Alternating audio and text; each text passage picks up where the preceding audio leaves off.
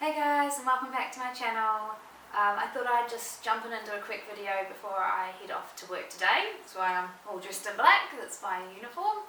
But anyway, I thought I should do a little video on how my latest knitting project went.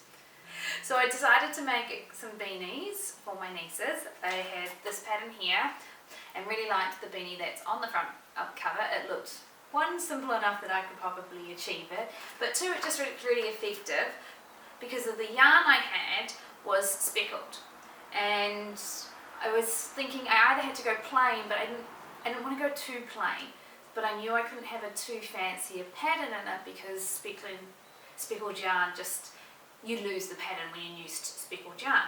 So this one was nice and easy because basically you're just knitting a row, purling a row alternatively, and then you switch by doing two purls rows, and then you go back to knit, purl, and then you switch again and you do two purls, and that's how it gets you the lines. And then it gets you to do that over, this one I did 55 rows of it, and then it starts getting you to decrease. It gets you to decrease on this pattern pretty quickly, so you get quite a flat top, but that's not a problem because obviously the yarn stretches and it gets quite shaped to whoever's head it is on. So I did that one.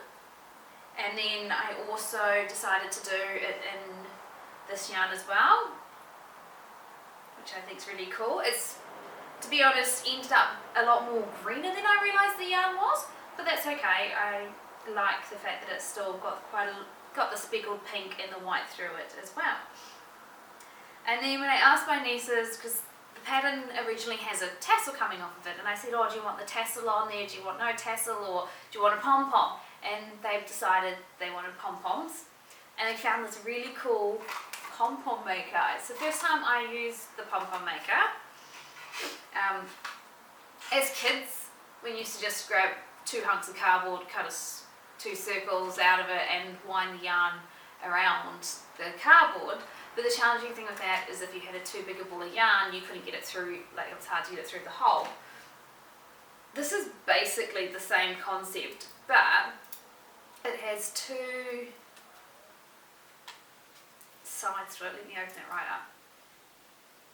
So that's it there. It's got two sides to it, so it actually does bring together. You put it together and you wind your yarn around this side and close it up. Wind your yarn around the other side, close it up. Then grab your scissors and snip it right in the centre here. Put yarn, tie and bow in the yarn, and then pull it apart and you got a pom-pom. It was a little bit fiddly, but it worked really well and it made these cute little pom-poms. This was actually the bigger pom-pom size that it came with. It actually comes with like this tiny miniature one. So I think it would be kind of cool to find these in a bigger again. It would be kind of fun as well, which I'm assuming is probably not that difficult. This one I picked up from the op shop. But there's Clover, which is quite a well-known brand in New Zealand and Australia, so it shouldn't be too hard to find. But yeah, pretty cool, and it was definitely quite an easy way of doing it. So that is the two beanies that I made. I'm really happy with those. The girls are going to grab them and start wearing them this winter because it is still a bit chilly. And then I had quite a bit of this yarn left over. There's actually a whole nother ball of this. So my youngest niece said that she would like me to make some gloves. So I spent some time on Ravelry and looking for some gloves because she wanted gloves where she could still use her fingers. I haven't quite got the experience yet to make gloves that have full fingers. I don't know if it's easy or difficult. All I've ever done before is actually just your ones that stop at your hand and you just have a hole for your thumb. So I've never done any fingers or thumbs or anything on gloves before, so I wasn't quite sure I was ready to attack that. So I was trying to convince her to do fingerless gloves because I knew I could do it because I've done it before. She's like, but I don't want my fingers cold. So I thought, or maybe mittens. And she's like, but I want to be able to use my fingers. So I settled on in the middle with ones that open up. The pattern that we found has got a thumb, so I'll have so I'll get the chance to try something new that I haven't done before. But it also has this little peekaboo slit in it so that you can bring your fingers out when you need it. I will the link to that. And so I have started. At this stage I've just done the ribbing at the bottom, so that's for the cuff, and I'm about to start going up to the thumb. For those who are looking at this going, what on earth is she doing? I have to use 4 double-ended needles to make this. Anybody who's done gloves or socks before, they're probably quite familiar with this sort of style of knitting. As I said, I've done it before, I've done it once before.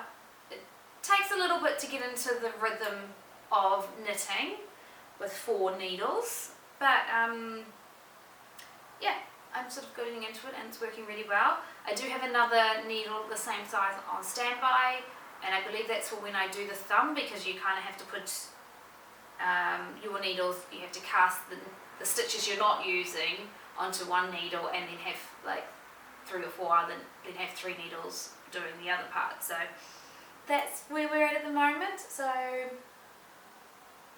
the next part of the video I am going to show you a few more dog jumpers that I ended up sewing up and why I decided I needed to sew up more dog jumpers.